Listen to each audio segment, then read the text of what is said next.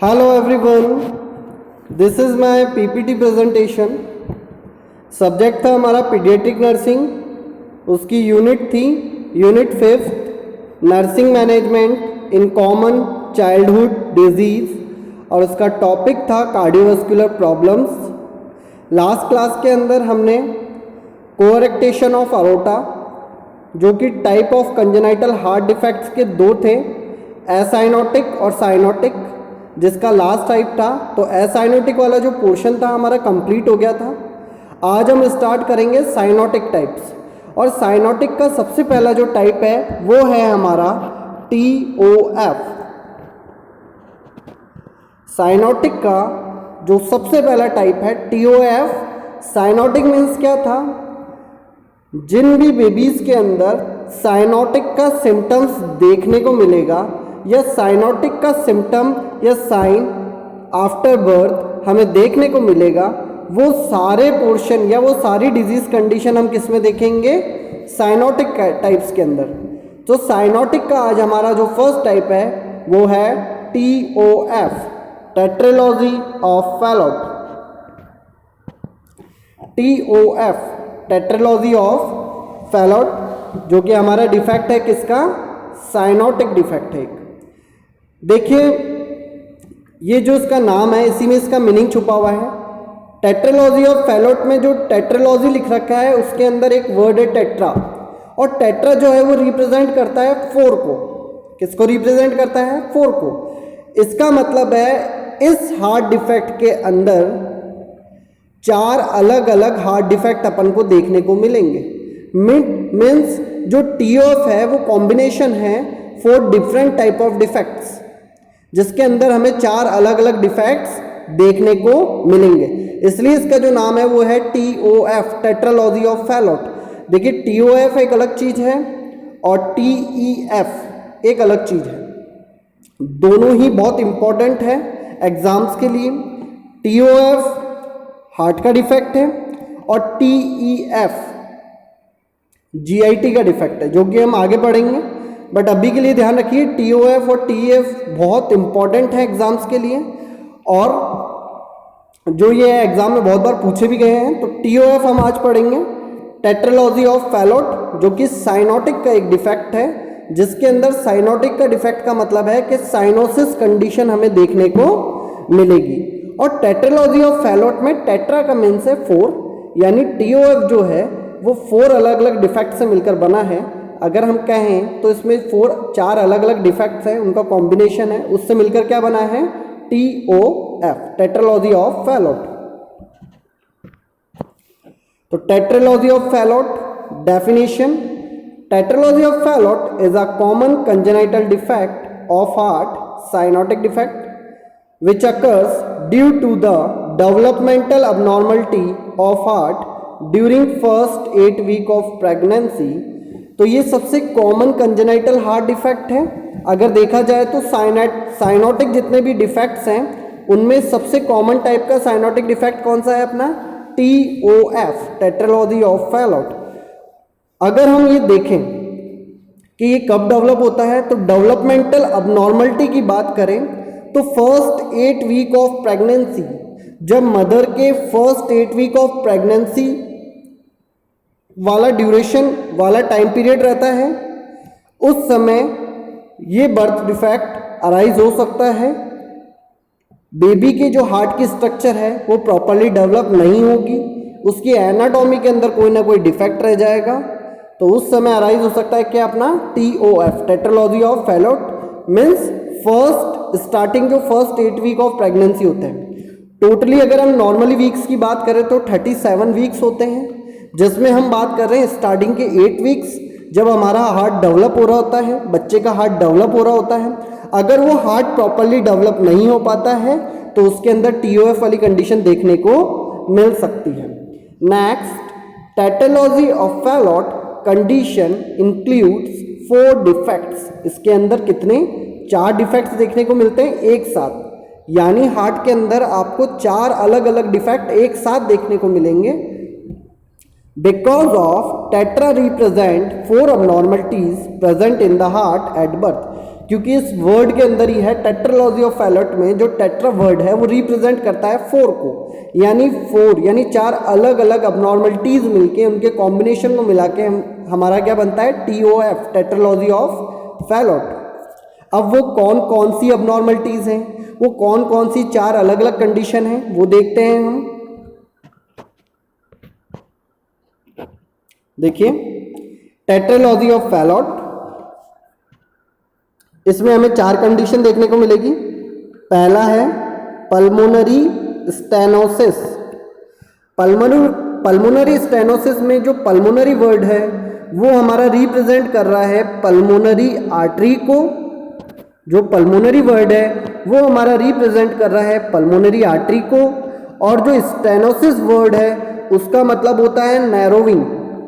उसका मतलब होता है नैरोविंग। इसका मतलब है पल्मोनरी आर्टरी का नैरो हो जाना, पल्मोनरी वॉल का नैरो हो जाना, उसे हम कहेंगे पल्मोनरी स्टेनोसिस। तो 4 अलग अलग डिफरेंट टाइप के डिफेक्ट्स का कॉम्बिनेशन ही TOF कहलाता है, इसे ही हम TOF कहते हैं। तो उस डिफेक्ट का पहला डिफेक्ट कौन सा है? पल्मोनरी स्टेनोसिस, यानी पल्मोनरी आर्टरी क्या हो गई है? नैरो हो चुकी है, जिसे हम कहते हैं पल्मोनरी स्टेनोसिस। इसके बाद है हमारा राइट वेंट्रिकुलर हाइपरट्रॉफी, जिसे आप बहुत अच्छी तरीके से जानते हैं। जब वेंट्रिकल्स की मसल्स में स्ट्रेचिंग होती है, वेंट्रिकल के वहाँ पर ब्लड का वॉल्यूम बढ़ता है, तो राइट वेंट्रिकल का साइज अपने नॉर्मल साइज से ज़्यादा बड़ा हो जाता है, जिसे हम हाइपरट्रॉफी कहते हैं। और वो स्पेशली राइट वेंट्रिकल साइड में हो रही है, इसलिए हम उसे कहेंगे राइट वेंट्रिकुलर हाइपरट्रॉफी। नेक्स्ट है ओवरराइडिंग ऑफ अरोटा। उससे पहले आप देखिए VSD। VSD को भी हम बहुत अच्छी तरीके से जानते हैं। दोनों वेंट्रिकल कौन से? राइट वेंट्रिकल और लेफ्ट वेंट्रिकल। राइट वेंट्रिकल और लेफ्ट वेंट्रिकल दोनों के बीच में अबनॉर्मल ओपनिंग हो जाती है, उसे हम क्या कहते हैं? VSD, ventricular septal defect. दोनों वेंट्रिकल्स को डिवाइड करने वाली सेप्टम में जब अबनॉर्मल ओपनिंग हो जाती है, अबनॉर्मल कम्युनिकेशन प्रेजेंट होता है, उस कंडीशन को हम कहते हैं ventricular septal defect. And last overriding of aorta. Overriding of aorta का मतलब है कि अरोटा को अपने नॉर्मल वर्क से ज़्यादा वर्क करना पड़ेगा, उसको अपनी कैपेसिटी से ज़्यादा वर्क करना पड़ेगा, पहले से ज़्यादा ब्लड लेके अब जाना पड़ेगा। ओवरराइडिंग ऑफ एरोटा का मतलब है हम एरोटा की बात कर रहे हैं, और ओवरराइडिंग का मतलब है उसकी वर्किंग लोड बढ़ चुकी है। अब वो कैसे बढ़ी है वो हम देखेंगे पैथोफिजियोलॉजी के अंदर, लेकिन अभी के लिए ध्यान रखिए। फर्स्ट है हमारा पल्मोनरी स्टेनोसिस, यानी ये जो पल्मोनरी आर्टरी है इसका क्या हो जाना? नैरो हो जाना। इसके वॉल का क्या हो जाना? नैरो हो जाना। ये है हमारा पल्मोनरी स्टेनोसिस। जब तक आपको ये चारों डिफेक्ट्स की लोकेशन पता नहीं रहेगी तब तक आप इसकी पैथोफिजियोलॉजी नहीं समझ सकते। तो ये हो गया पल्मोनरी स्टेनोसिस। दूसरा है हमारा राइट वेंट्रिकुलर हाइपरट्रॉफी। ये वाला जो वेंट्रिकल है राइट वेंट्रिकल, ये इसकी हाइपरट्रॉफी यानी इसका साइज नॉर्मल से क्या हो जाएगा? बड़ा हो जाएगा, तो उसे अपन कहेंगे राइट वेंट्रिकुलर हाइपरट्रॉफी। उसके बाद अपन देख सकते हैं, पहले 4 देखिए, वेंट्रिकुलर सेप्टल डिफेक्ट। ये लेफ्ट वेंट्रिकल, ये राइट वेंट्रिकल, दोनों के बीच में ये अबनॉर्मल ओपनिंग प्रेजेंट है, और इस अबनॉर्मल ओपनिंग को ही हम कहते हैं ventricular septal defect number 4। And last है हमारा third, overriding of aorta. Last में हम देख रहे हैं ओवरराइडिंग ऑफ अरोटा। इसका मतलब ये है कि ये जो ओपनिंग प्रेजेंट है, ब्लड ज़्यादा से ज़्यादा यहाँ पर आएगा लेफ्ट वेंट्रिकल में, और इसको बहुत ज़्यादा ब्लड लेकर जाना पड़ेगा। किसको? एरोटा को। एरोटा का वर्किंग लोड बढ़ जाएगा, और जब एरोटा का वर्किंग लोड बढ़ जाएगा इस कंडीशन को हम कहेंगे ओवरराइडिंग ऑफ एरोटा। तो टेट्रालॉजी ऑफ फैलट में जो वर्ड टेट्रा है, TETRA, टेट्रा, ये 4 अलग अलग डिफेक्ट्स को रिप्रेजेंट करता है, यानी 4 अलग अलग डिफेक्ट TOF के अंदर प्रेजेंट होते हैं, और इसी के कॉम्बिनेशन को हम कहते हैं टेट्रालॉजी ऑफ फैलट, जिसमें है फर्स्ट है पल्मोनरी स्टेनोसिस, सेकंड है राइट वेंट्रिकुलर हाइपरट्रॉफी, थर्ड है ओवरराइडिंग ऑफ अरोटा, और फोर्थ है वेंट्रिकुलर सेप्टल डिफेक्ट। तो ये 4 अलग अलग डिफेक्ट हमको देखने को मिलेंगे। एक इजी सा डायग्राम है, इसके अंदर भी हम इसको देख सकते हैं। देखिए, ये फर्स्ट पल्मोनरी स्टेनोसिस, यानी हमारी यहाँ पर जो ये पल्मोनरी आर्टरी है, ये देखिए यहाँ पर ब्लैक ब्लैक जो दिख रहा है, ये ब्लैक, इसका मतलब क्या हो गया है, पल्मोनरी आर्टरी में क्या हो गई है, नैरोविंग हो गई है, जिसे हम कहते हैं pulmonary stenosis. Second, right ventricular hypertrophy, जब ये नैरो हो गया है तो ब्लड आगे नहीं जाएगा, सारा ब्लड इसमें रुकेगा, इसकी मसल्स में स्ट्रेचिंग बढ़ेगी और हमें देखने को मिलेगा राइट वेंट्रिकुलर हाइपरट्रॉफी, वीएसडी। दोनों वेंट्रिकल, राइट वेंट्रिकल और लेफ्ट वेंट्रिकल के बीच में अबनॉर्मल ओपनिंग प्रेजेंट है, अबनॉर्मल कम्युनिकेशन प्रेजेंट है, जिसे हम कहेंगे वेंट्रिकुलर सेप्टल डिफेक्ट। और जब हम इसकी पैथोफिजियोलॉजी पढ़ेंगे तो हमें पता चलेगा कि इसमें जो ब्लड की शंटिंग होती है वो लेफ्ट टू राइट ना होकर राइट टू लेफ्ट होती है आगे की कंडीशन में। और जब ब्लड की शंटिंग राइट टू लेफ्ट होगी तो बहुत सारा जो ब्लड है वो कहाँ पर आएगा, लेफ्ट वेंट्रिकल में। और जब बहुत ज़्यादा ब्लड लेफ्ट वेंट्रिकल में आएगा तो एरोटा का काम ज़्यादा हो जाएगा, एरोटा को अपनी कैपेसिटी से ज़्यादा काम करना पड़ेगा और इस कंडीशन को हम कहेंगे ओवरराइडिंग ऑफ एरोटा। तो ये 4 डिफेक्ट्स हैं जिनके कॉम्बिनेशन से TOF बनता है।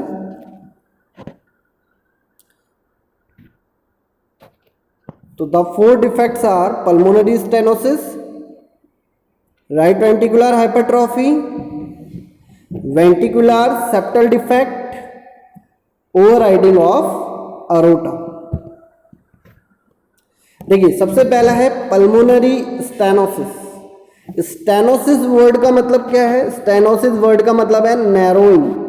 तो it is the narrowing of the pulmonary wall, it is the narrowing of the pulmonary wall और आर्टरी। देखिए, पल्मोनरी आर्टरी के जहां से पल्मोनरी आर्टरी जहां से स्टार्ट होती है वहां पर एक वॉल प्रेजेंट होता है जिसे हम कहते हैं पल्मोनरी वॉल। पल्मोनरी आर्टरी का नैरो हो जाना और पल्मोनरी वॉल का नैरो हो जाना, यानी पल्मोनरी आर्टरी से जितना ब्लड जाना चाहिए वो नहीं जा पाएगा और उसके वॉल से जितना ब्लड जाना चाहिए वो नहीं जा पाएगा। दोनों में से किसी में भी नैरोइंग हो जाना, वो हम देखेंगे किसमें, पल्मोनरी स्टेनोसिस में, which obstruct blood flow from the right ventricle to lungs. अब जब पल्मोनरी आर्टरी नैरो हो जाएगी, पल्मोनरी वॉल नैरो हो जाएगा, दोनों में से कोई एक कंडीशन होगी। इनके नैरो हो जाने के कारण हम ये देख सकते हैं कि इनकी लोकेशन क्या है। सबसे पहले पल्मोनरी आर्टरी की लोकेशन क्या है, राइट वेंट्रिकल। अब जब पल्मोनरी आर्टरी नैरो हो चुकी है, उसका वॉल नैरो हो चुका है, तो हम ये कह सकते हैं कि राइट वेंट्रिकल में आने वाला ब्लड जो कि पल्मोनरी आर्टरी में जाता है, अब वो पल्मोनरी आर्टरी में नहीं जा पाएगा, क्योंकि पल्मोनरी आर्टरी क्या हो चुकी है, नैरो हो चुकी है, उसमें ऑब्स्ट्रक्शन हो चुका है। तो जितना हम ये कह सकते हैं कि pulmonary artery 100 ml, for example 100 ml blood को लेके जा रही थी, तो ऑब्स्ट्रक्शन के कारण अब वो केवल 60 to 70% ब्लड ही लेके जा पाएगी, यानी 60 से 70% ब्लड ही लेके जा पाएगी। लेकिन ये मान के चलिए 30% एक्स्ट्रा ब्लड कहाँ पर बचेगा, अपना राइट वेंट्रिकल के अंदर। पहले आप इन कंडीशंस को समझिए, इसी के अकॉर्डिंग हम समझ सकते हैं कि आगे पैथोफिजियोलॉजी कैसे होगी। तो ये तो हुआ हमारा पल्मोनरी स्टेनोसिस, जिसमें पल्मोनरी आर्टरी नैरो हो चुकी है, पल्मोनरी वॉल नैरो हो चुका है, जिसके कारण राइट वेंट्रिकल का जो ब्लड है वो पल्मोनरी आर्टरी से आगे नहीं जा पा रहा है। ये था फर्स्ट। सेकंड था हमारा राइट वेंट्रिकुलर हाइपरट्रॉफी। अब इसे आइडेंटिफाई करना बहुत ईजी है। It occurs because of obstruction in the pulmonary artery और pulmonary wall. Due to these conditions, blood cannot pass easily through the right ventricle. That increase blood volume or blood pressure or muscles stretching in the right ventricle, and that result finally cause right ventricular hypertrophy. ये बहुत easy है। देखिए, first condition के अंदर क्या हुआ था, pulmonary stenosis हो गया था, यानी पल्मोनरी आर्टरी नैरो हो गई थी, पल्मोनरी वॉल नैरो हो गया था। जब पल्मोनरी आर्टरी नैरो हो गई, पल्मोनरी वॉल नैरो हो गया, तो राइट वेंट्रिकल का ब्लड उनसे होकर इजीली पास आउट नहीं हो पाएगा, वहाँ से जो ब्लड का फ्लो है वो पल्मोनरी आर्टरी से इजीली पास आउट नहीं हो पाएगा। तो फिर इसका एग्जांपल अपन ने देखा था, मान लीजिए अगर 100 ml ब्लड में से 60 to 70% अगर पल्मोनरी आर्टरी से निकल गया स्टेनोसिस से, तो फिर भी रिमेनिंग 30% ब्लड अपना कहाँ पर रहेगा, राइट वेंट्रिकल में। तो हम ये कह सकते हैं कि जब ज़्यादा ब्लड वहाँ पर रहेगा तो राइट वेंट्रिकल में, तो दैट इंक्रीज ब्लड वॉल्यूम, तो वहाँ पर ब्लड का वॉल्यूम बढ़ेगा, वहाँ पर ब्लड का प्रेशर बढ़ेगा, और जो राइट वेंट्रिकल की मसल्स है उसमें स्ट्रेचिंग बढ़ेगी। जब ज़्यादा ब्लड राइट वेंट्रिकल के अंदर रुकेगा तो वहाँ पर ब्लड का वॉल्यूम बढ़ रहा है, ब्लड का प्रेशर बढ़ रहा है, और राइट वेंट्रिकल के अंदर मसल्स की स्ट्रेचिंग बढ़ रही है। मसल्स की स्ट्रेचिंग बढ़ेगी तो फाइनली हमको रिजल्ट देखने को मिलेगा क्या, राइट वेंट्रिकुलर हाइपरट्रॉफी, क्योंकि वहाँ पर ब्लड का वॉल्यूम बढ़ गया है, ब्लड का प्रेशर बढ़ गया है, मसल्स में स्ट्रेचिंग होना स्टार्ट हो गई है, जिसके अंदर फाइनली रिजल्ट हमको क्या देखने को मिलेगा, right ventricular hypertrophy. Next, VSD ventricular septal defect, ये आपको पता ही है, दोनों वेंट्रिकल्स को डिवाइड करने वाली सेप्टम, दोनों वेंट्रिकल्स को डिवाइड करने वाली सेप्टम जिन्हें हम कहते हैं वेंट्रिकुलर सेप्टम, ये इनर वेंट्रिकुलर सेप्टम, अगर उसमें कोई अबनॉर्मल कम्युनिकेशन प्रेजेंट हो, अबनॉर्मल ओपनिंग प्रेजेंट हो, it means mixing of blood present हो, दोनों वेंट्रिकल्स के बीच में कम्युनिकेशन प्रेजेंट हो जो कि नॉर्मली प्रेजेंट नहीं होता है, तो उसे हम कहते हैं वेंट्रिकुलर सेप्टल डिफेक्ट।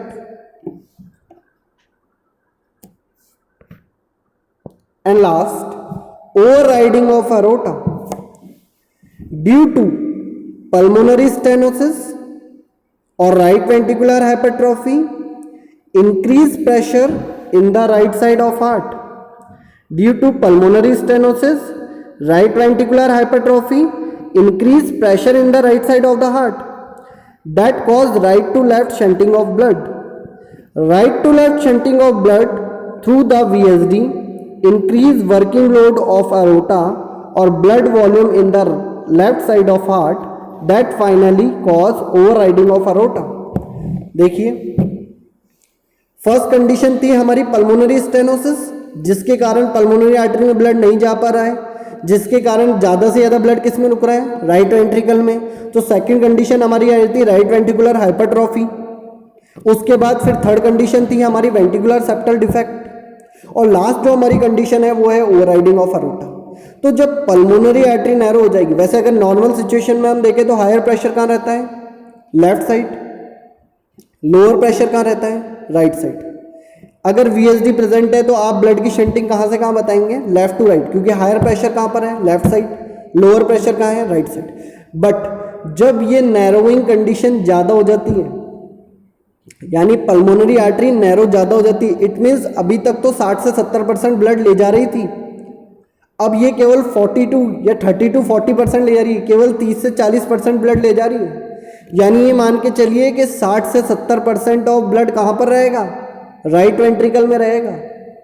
और जब पल्मोनरी आर्टरी इस कंडीशन में, जब पल्मोनरी आर्टरी नैरो हो जाएगी, राइट वेंट्रिकल के अंदर ज़्यादा ब्लड रहेगा, राइट वेंट्रिकल की हाइपरट्रॉफी हो जाएगी और वीएसडी भी प्रेजेंट है, तो ये मान के चलिए एक समय बाद राइट वेंट्रिकल की हाइपरट्रॉफी होने के कारण और पल्मोनरी स्टेनोसिस होने के कारण वहाँ पर एक रेसिस्टेंस पैदा होगा, वहाँ पर एक पावर पैदा होगी, और उस पोटेंशियल और उस पावर के कारण जो ब्लड की शंटिंग है,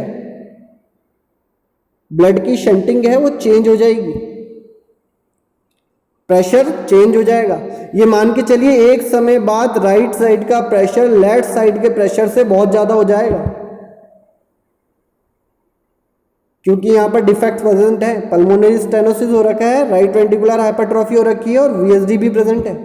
लेकिन अगर हम बात करें प्रेशर को बढ़ाने के लिए कौन सी दो चीज़ें जिम्मेदार है, पल्मोनरी स्टेनोसिस और राइट वेंट्रिकुलर हाइपरट्रॉफी, ये दोनों मिलके राइट साइड का प्रेशर इतना इंक्रीज कर देंगे कि ब्लड की शंटिंग चेंज हो जाएगी, और अब जो ब्लड की शंटिंग है वो होने लग जाएगी right side to left side, जबकि होनी चाहिए थी left to right.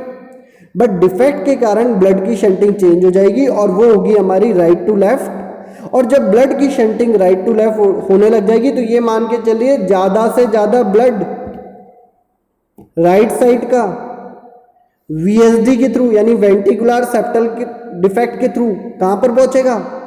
Left ventricle के अंदर। अब लेफ्ट वेंट्रिकल में एग्जांपल मान के चलिए कि पहले 100 ml ब्लड आ रहा था, लेकिन 30 से 40% एक्स्ट्रा ब्लड किसने दे दिया? राइट वेंट्रिकल ने। तो ये मान के चलिए लेफ्ट वेंट्रिकल के पास अपनी कैपेसिटी से ज़्यादा ब्लड हो गया है, और जब लेफ्ट वेंट्रिकल के पास अपनी कैपेसिटी से ज़्यादा ब्लड हो जाएगा तो उस ब्लड को ले जाने वाले पे लोड पड़ेगा, और उस ब्लड को लेके जाने वाली जो आर्टरी है उसका नाम है अरोटा। यानी हम ये कह सकते हैं अगर लेफ्ट वेंट्रिकल पे ब्लड वॉल्यूम बढ़ा तो डायरेक्टली किसका काम बढ़ जाएगा?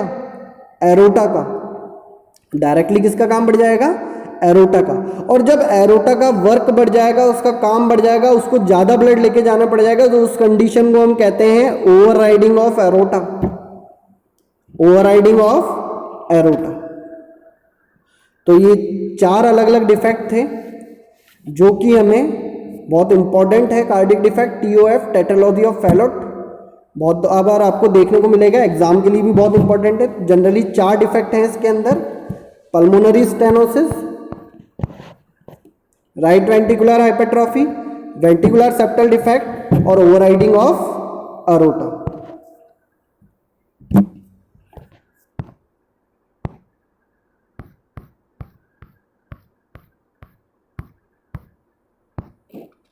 नेक्स्ट, अब बात करते हैं हम इंसिडेंस की। ये तो हो गया हमारा TOF, जिसके अंदर 4 अलग अलग डिफेक्ट्स प्रेजेंट हैं। 4 डिफेक्ट्स के कॉम्बिनेशन से मिलकर बना है TOF। हमने चारों डिफेक्ट देखे, उनकी लोकेशन देखी, उनकी वर्किंग देखी और उनका मतलब जाना कि एक्चुअली इन डिफेक्ट्स का मतलब क्या है। अब हम देख रहे हैं इंसिडेंस। तो it is about 6 to 10% of all congenital heart defect. 100% अगर डिफेक्ट्स का माने तो 6 to 10% किसका है? TOF का। और it is a commonest cyanotic heart disease. अगर साइनोटिक का सबसे कॉमन टाइप पूछा जाए कि सबसे कॉमन टाइप कौन सा है साइनोटिक हार्ट डिजीज का, तो सबसे कॉमनेस्ट टाइप जो है साइनोटिक हार्ट डिजीज का वो है हमारा TOF, टेट्रालॉजी ऑफ फैलोट। तो ये हमारा TOF का जो फर्स्ट पार्ट है वो कंप्लीट हो गया है। सेकंड पार्ट हम नेक्स्ट क्लास के अंदर कंटिन्यू करेंगे। Thank you.